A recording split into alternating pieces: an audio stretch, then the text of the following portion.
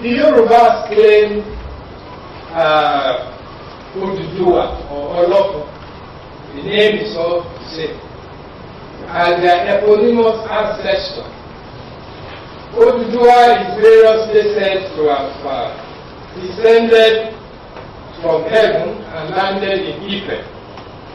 This, of course, is not likely to be true. This is why people say it's controversial. This is something that we received me, but we have to critique it.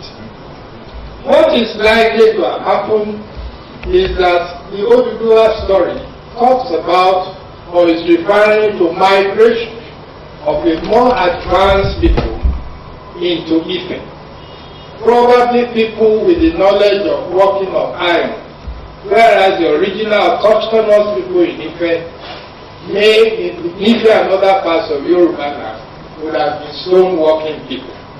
So this is an advanced civilization that came into Ife. It does not mean the Oduduwa story, and this is another controversial thing that I say. It doesn't mean that all Yorubas descended from Oduduwa.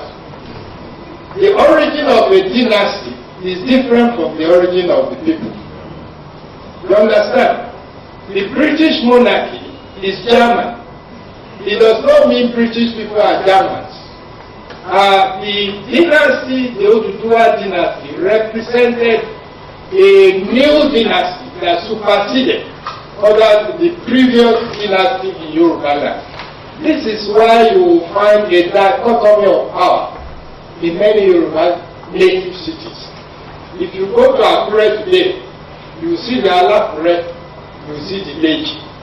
The Alakure is the sleeping monarch, the one that was removed when the Oduduwa wave of immigration came into Yoruba land. You go to Ikere, you see the Ogoga, the present Oba, the active Oba. Then you see the Olukere, who must not see the Ogoga in the day. The Olukere doesn't come out during the day. So also the Alakure, they only come out in the night. Because the effective ruler now, the Oduduwa representative, are the ones in power. You go to Ikare, you have the Olukare, you have the Owale, and so on. You go to Adwekiti, you have the Ewi, you have the Odio. This dichotomy of power in Yoruba land represents the eclipse of the previous autochthonous rulers by the new wave of immigration. So the same thing in Benin, because the ruling dynasty in Benin is Oduduwa dynasty. Never mind what the new Benin revisionists are saying. Doesn't make sense what they are saying. That Oduduwa, they are Oduduwa in Benin. It's actually the coming back of Ekaladehan, who was removed by the Wisos as Oba of Benin, vanished into the forest, wandered into Yoruba land, landed in Ife. Because of his knowledge of the arts and forests, Ife people made him king, and that his name was Oduduwa, or the Ife people called him Oduduwa. And that the coming back of Oromia to Benin, when they appeal to Ife, we don't have a ruler.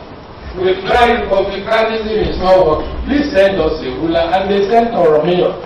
The Benin people are now saying, yes, they sent Oromia to us, but it was the son of our own former king that we sent into the forest. How convenient. It doesn't make sense. So, the ruling dynasty in Benin is also Oduduwa.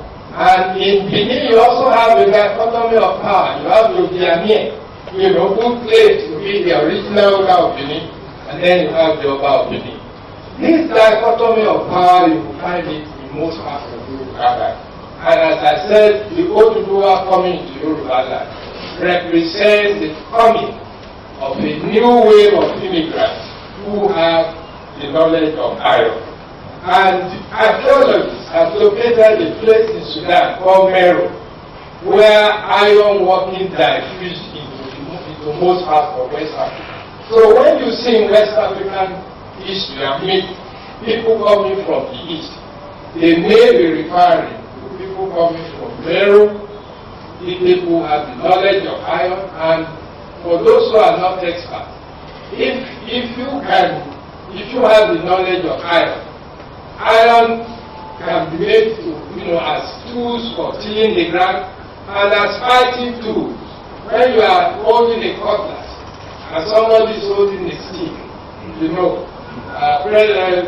Professor Chikeobi used to say in the old days, when he was a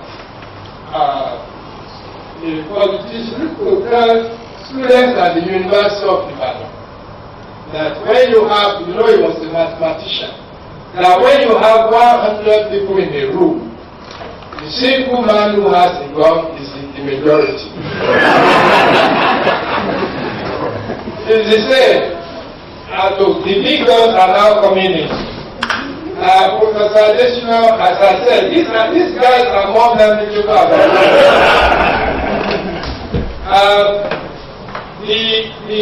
As I said, Chikeobi says, if you have 100 people in the room, and one man out of the 100 has a gun, the one with the gun is the majority.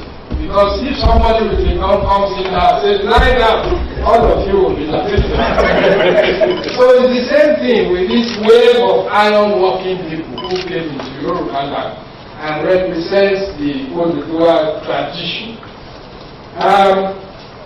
The question of Ife primacy in Yoruba land is settled in terms of cultural primacy. I'm not talking about political primacy.